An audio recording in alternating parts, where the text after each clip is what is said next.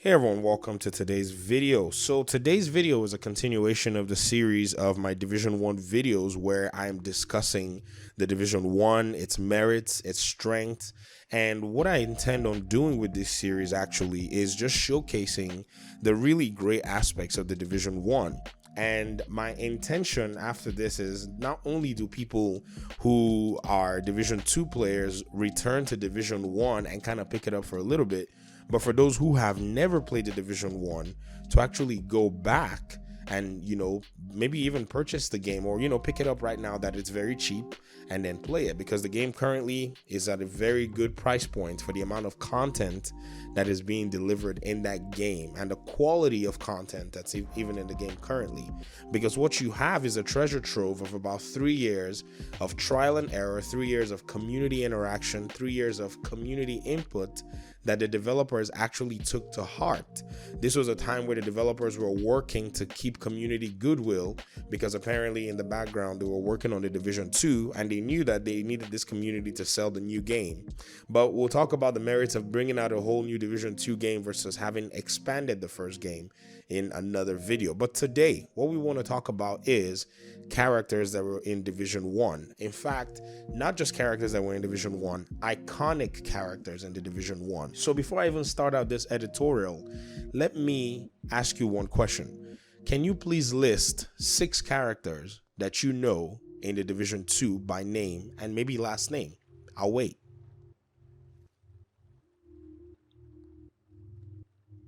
How long did that take you to figure out?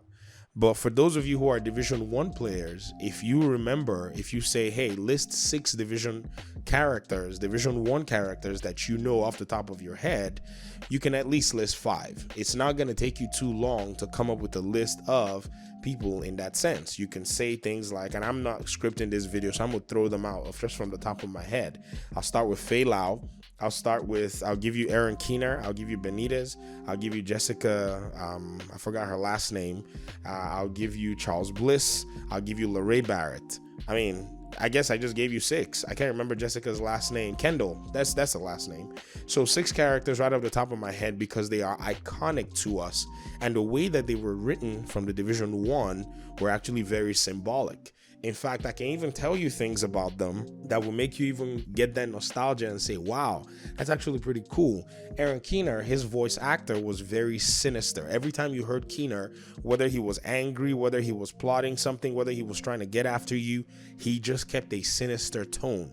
There was never a time when Keener left that character, in a sense. Like, there was never a time where he was not a mischievous person, very smart, always proud, wanting to outdo you and show that you, as a Division 2nd Wave agent, were inferior to him. Then you look at a character like LeRae Barrett. She was very poetic, strong personality. In fact, if you watch the videos of her, because there are these footage, aspects that if you unlock a mission, if you beat a mission, you get these footage, intel. And if you watch that footage for LeRae Barrett, you're going to see that she's not just somebody who is just a menace. She actually feels that she's justified in doing what she's doing. She is a believer in her stance.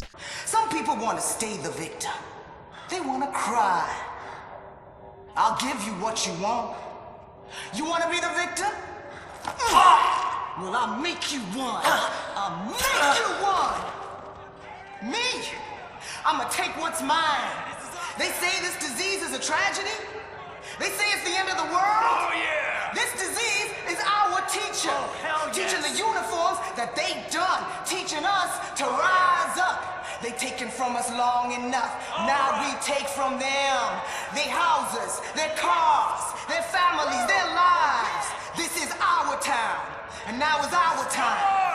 Hell yeah. The voice actress that did the job for LeRae Barrett, in my opinion, is one of the better voice actresses overall in the Division 1. LeRae Barrett, if I would even dare say, is one of the most memorable characters from the Division 1, especially when you look at the fact that she made her mission, the mission where you actually play and fight her, the most iconic mission in the game. That mission served the purpose where we could farm it. It was a short mission. That was one of the fun parts of Lexington Event Center, for those of you who may remember. And LeRae Barrett actually was kind of the icing on top of the cake in terms of that mission.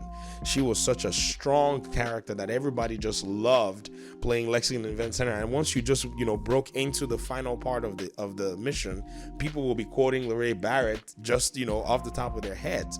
That's one of the things that made the division very solid. And then you go to Faye Lau and Jessica Kendall.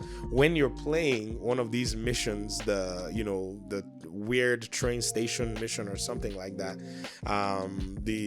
it's a weird mission where you had like all these refugees just like, hiding, and you have to go in there and get virus samples. It's one of the first missions on your game, and you figure out that Jessica Kendall and Faye Lau both have different visions, but they're both critical to the centrality of your mission, and both of them bicker back and forth the entire mission. These two ladies continue to snap at each other over the radio in your ears while you're trying to take out bad guys. At first, you don't really value this kind of communication. You don't really value the depth that goes into something like this.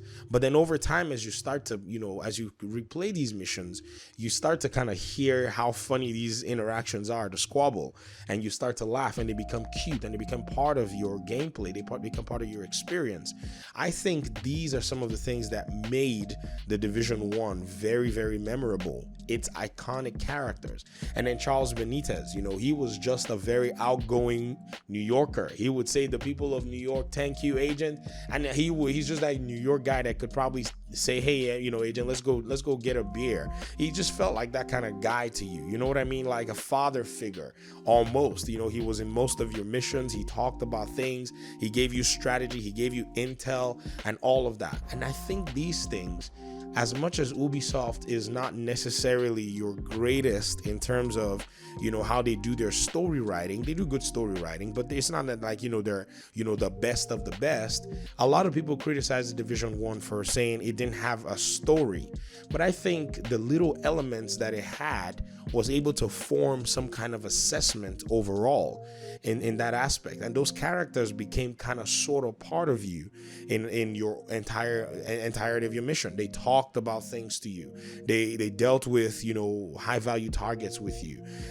It was just a complete package in that sense.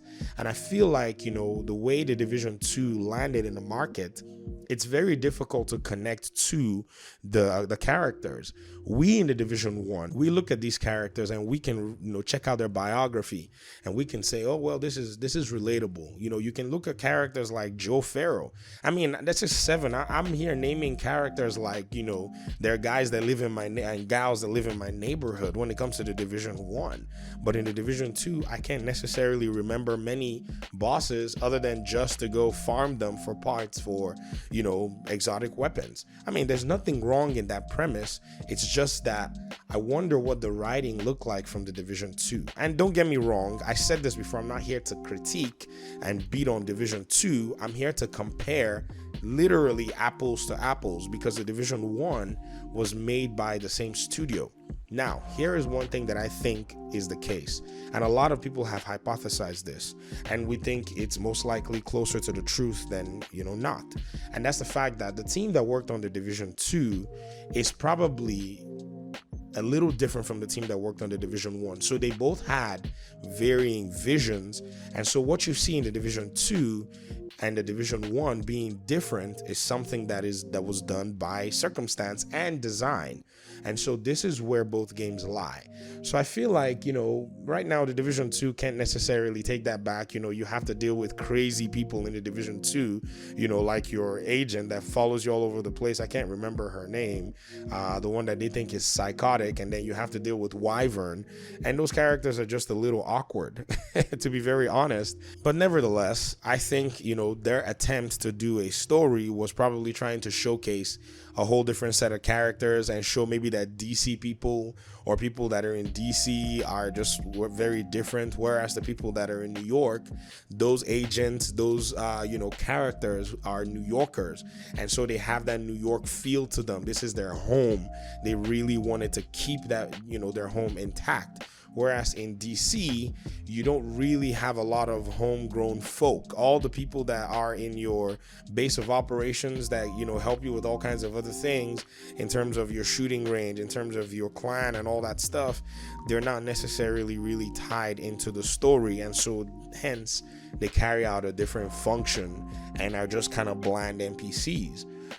Hey, I don't make video games, but I just want to say, for those of you who wrote the Division 1 characters, at the time you were given a lot of flack, but you need to go celebrate, because you made a solid NPC coalition that was actually a very good product in an RPG game, an RPG shooter.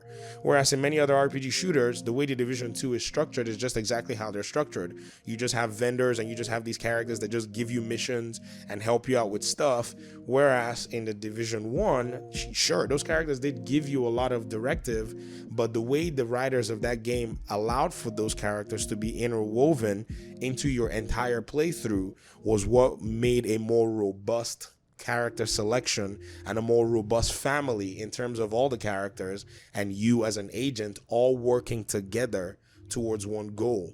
You see how critical that is compared to the Division 2 or even Destiny even, you know. I mean, when Cade died, you know how a lot of people felt in Destiny, because he was one of the more, you know, outgoing characters, one of the more funny characters that you could say he's a memorable character, you know. But in the Division 2, you know, you have Ramos and you have you have Sawyer, you know, who doesn't really do much talking. I mean, she's okay. And then you have our crazy girl. I can't remember. I still cannot remember her name. The crazy girl that goes on missions with you in the Division 2. I've referenced her many times, but for some strange reason, her name is just skipping my mind in this short video that I'm doing. But that's what I wanted to share with you guys. For those of you who have not played the Division 1, I implore you to do so. There's nothing, you're not going to lose on anything. You're looking at 3 years worth of content, 3 years worth of polish, a beautiful game. Especially if you're on PC, you owe it to yourself to go ahead and blow the dust off the Division 1, because I know many of you have the Division 1 sitting in your library and you don't want to touch it. And what you need to do is you need to click that download button before you head out to work in the morning, because it's going to take a while for it to download, except you're using one of these fiber internets. But Manhattan still also has to install, so it takes a little bit. And then go to work. On your way back, come back when you have some free time for yourself, fire up the game and see exactly what we're talking about. All right, that's all I have for today. Thank you very much for your time and audience. Appreciate you guys for watching these videos. If you are subscribed and you have your notifications on, please go ahead and check them. YouTube's notification system can be somewhat, clunky, and if you haven't subscribed, feel free to do so. This is the Gaming Daddy channel, where you're going to be getting Division content, and I appreciate you guys once again, and I'll see you in my next video. Peace.